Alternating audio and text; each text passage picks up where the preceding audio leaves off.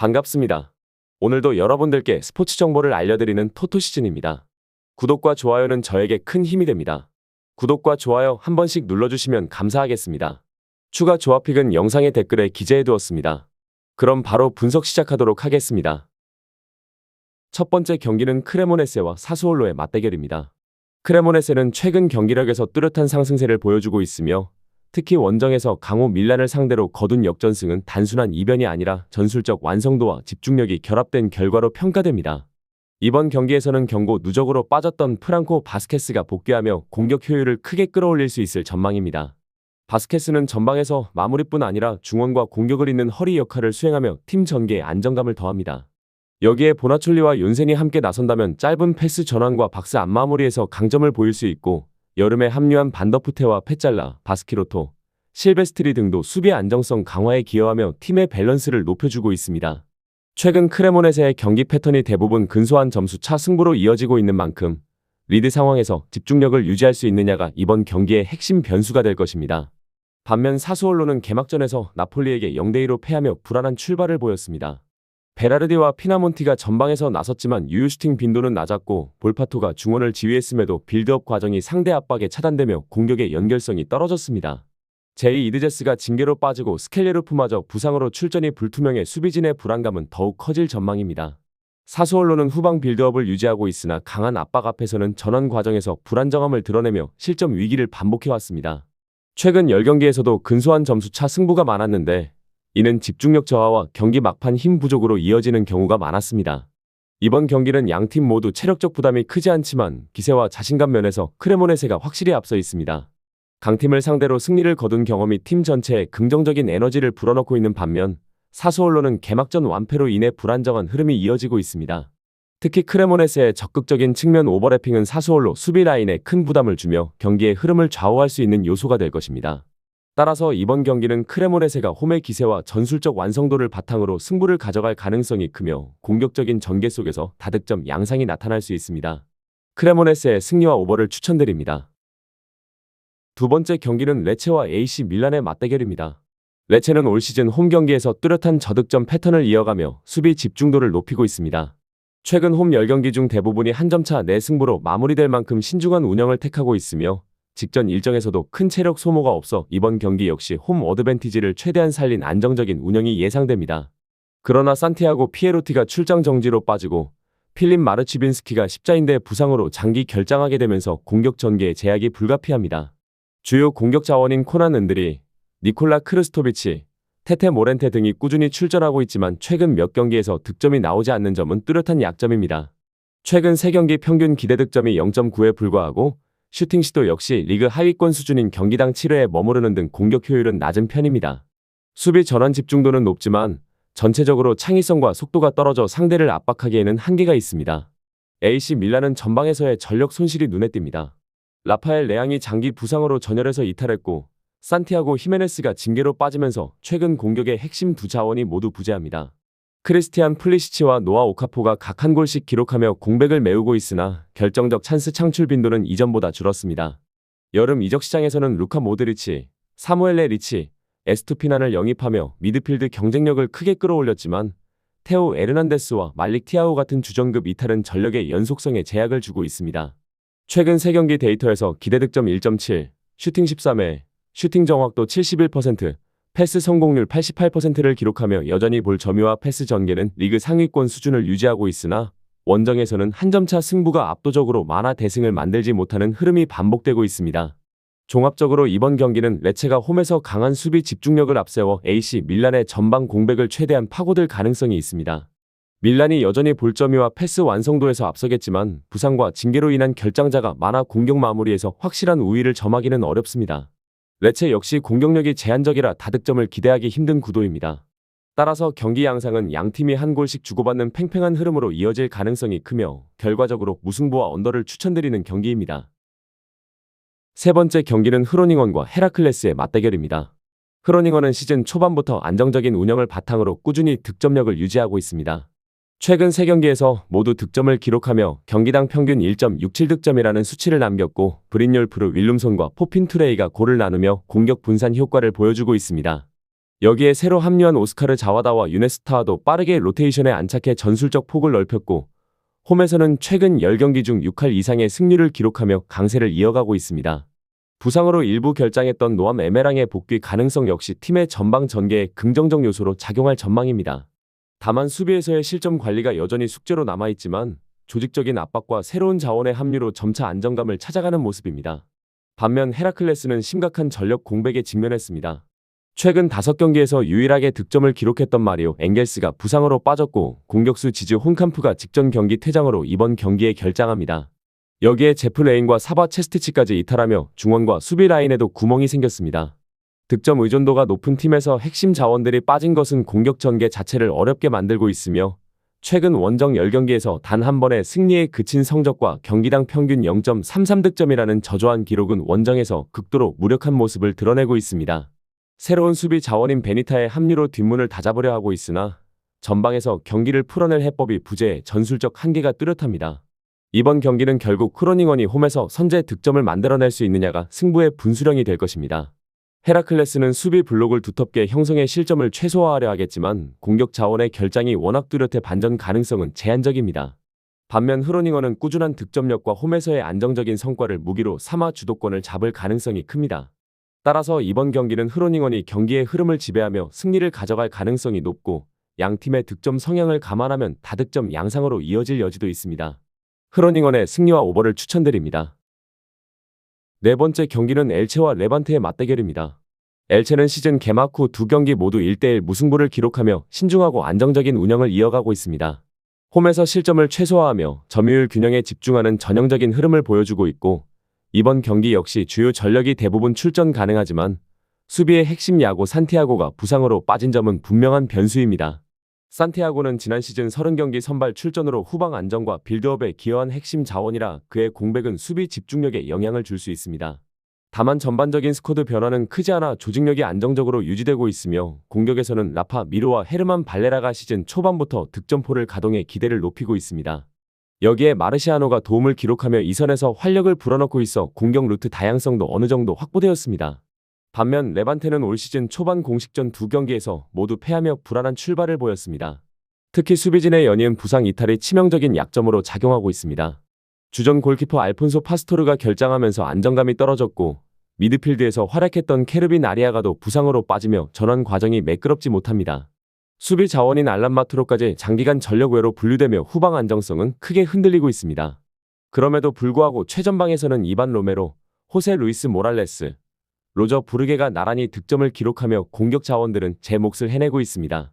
문제는 전반보다 후반에 실점이 집중되며 점수 관리에 실패하는 구조적 약점이 반복되고 있다는 점입니다. 양팀 모두 체력 부담이 크지 않아 100% 전력 발휘가 가능한 상황에서 엘체는 수비 조직과 꾸준한 득점 자원의 활약을 바탕으로 안정감을 기대할 수 있습니다. 반면 레반테는 공격에서의 꾸준한 움직임에도 불구하고 수비 공백과 집중력 저하가 이어질 가능성이 높습니다.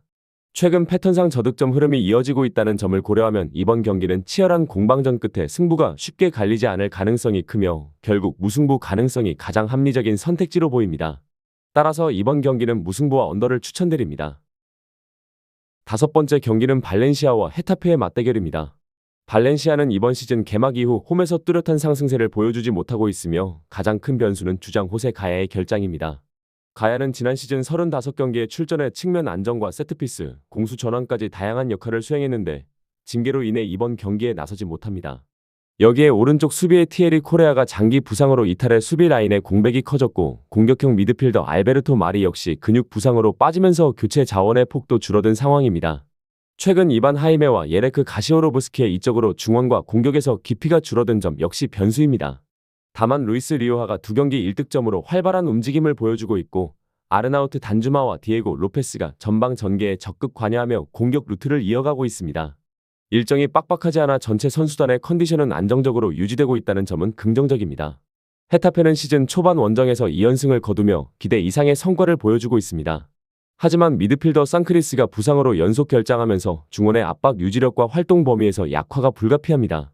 다만 키코와 후안미가 복귀하며 측면과 중원에서 무게감을 더했고 수비에서는 오마르 알데레테가 이적하며 변화가 있었지만 기존 조합이 빠르게 적응하고 있습니다. 공격에서는 아드리안 리소가 2경기 2골로 팀의 핵심 해결사로 떠올랐고 보르아 마요랄도 꾸준히 득점 포인트를 올리며 안정적인 흐름을 보여주고 있습니다. 중원의 크리스탄투스 우체는 적극적인 볼 배급과 전방 연계를 통해 공격의 활로를 넓히는 데 기여하고 있으며 팀 전반적으로 선제 득점 후 수비를 강화해 리드를 지켜내는 전술 패턴이 잘 작동하고 있습니다.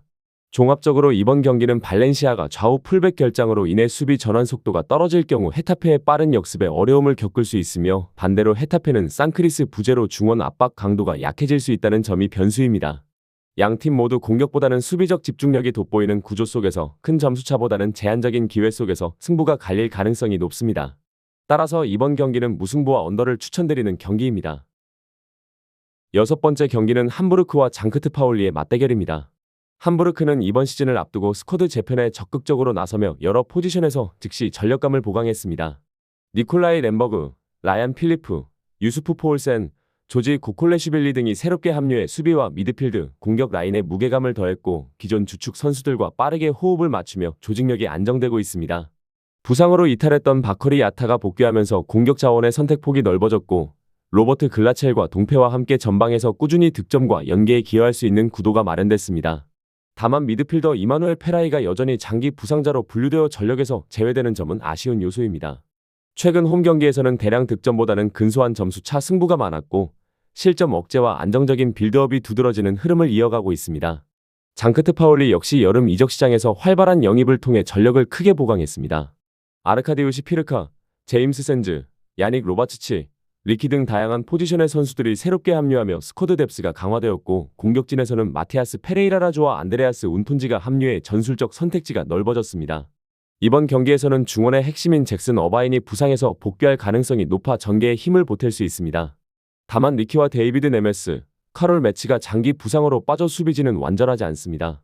최근 경기에서는 요하네스 에게슈타인, 마우리스, 카이 프리버 등이 득점과 어시스트에서 활약하며 공격의 중심을 잡았고 원정 경기에서는 순간적인 전환과 다양한 득점 루트를 통해 상대 수비를 흔드는 장면이 자주 나왔습니다. 실제로 도르트문트전에서는 끝까지 집중력을 발휘해 3대3 무승부를 기록하며 투지와 공격 효율을 입증했습니다. 양팀 모두 최근 경기 데이터를 보면 득점 차가 크지 않고 무승부 빈도가 높게 나타나는 특징을 보이고 있습니다. 함부르크는 홈에서 실리를 중시하는 안정적인 운영을 펼치고 있으며 장크트 파울리는 원정에서도 대량 실점보다는 접전을 이어가는 패턴이 뚜렷합니다. 이번 경기에서는 복귀하는 야타와 어바인을 중심으로 중원 싸움이 활발히 전개될 가능성이 크고 짧은 패스 전환과 측면 활용이 양팀의 주요 전술로 작동할 전망입니다. 결국 어느 한쪽이 크게 우위를 점하기보다는 근소한 차이 속에서 박빙 승부가 이어질 가능성이 높으며 소강 국면에서의 신중한 운영이 경기의 흐름을 지배할 것으로 예상됩니다. 따라서 이번 맞대결은 무승부와 언더를 추천드리는 경기입니다. 7번째 경기는 랑스와 브레스트와의 맞대결입니다. 랑스는 이번 경기에서 전력 공백이 분명하게 드러납니다. 수비의 핵심이었던 파쿤도 메디나가 결장하면서 후방 안정감이 흔들리고 마르틴 사트리아노의 부재로 공격 전개와 세트피스 상황에서 제공권이 부족해진 상태입니다. 실제 데이터에서도 기대 득점은 1.03에 머물며 박스 안 슈팅 비율이 35% 수준으로 효율이 떨어집니다. 중원 패스 성공률은 84%로 안정적이지만 이를 결정력으로 연결하지 못하는 구조적 한계가 이어지고 있습니다. 측면 오버래핑은 활발하나 확실히 마무리를 해줄 공격수 부재가 발목을 잡고 있어 경기 후반으로 갈수록 주도권을 내줄 위험이 큽니다. 다만 랑스는 홈에서 최근까지도 근소한 점수차 승부를 꾸준히 이어왔고 세밀한 수비 집중력과 단발적인 공격 전개로 결과를 만들어내는 경기 운영을 자주 보여왔다는 점이 변수로 남습니다.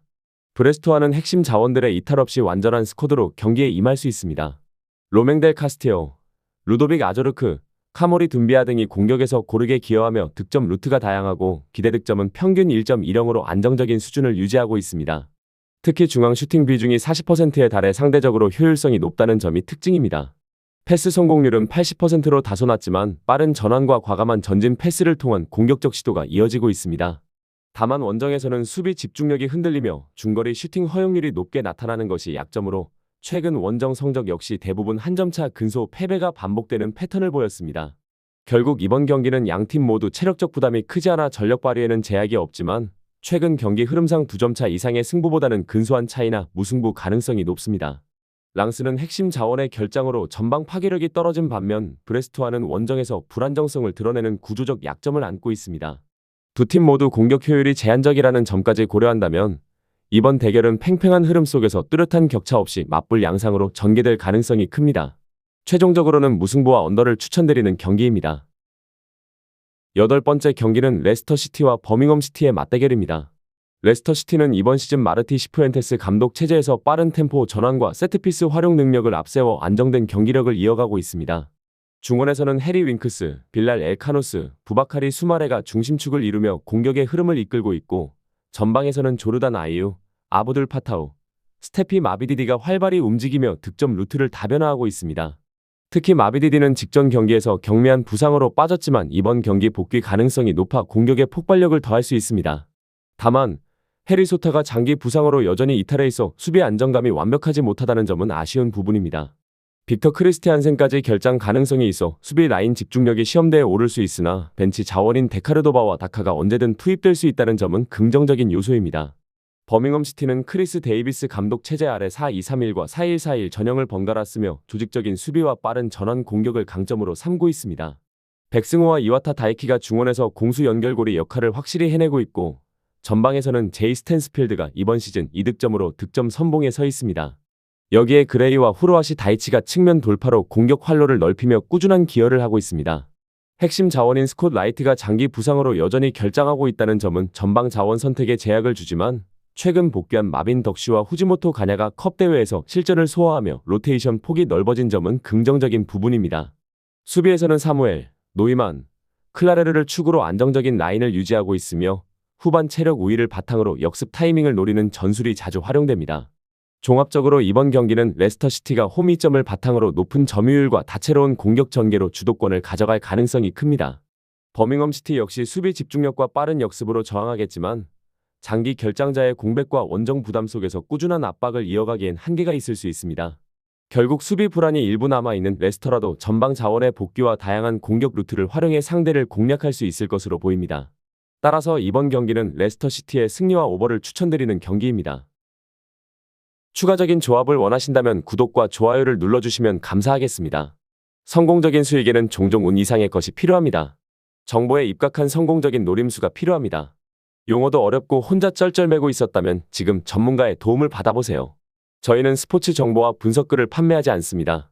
스포츠를 좋아하는 모든 분들 즐기실 수 있게 가입 권유 없는 스포츠 카페를 운영 중입니다.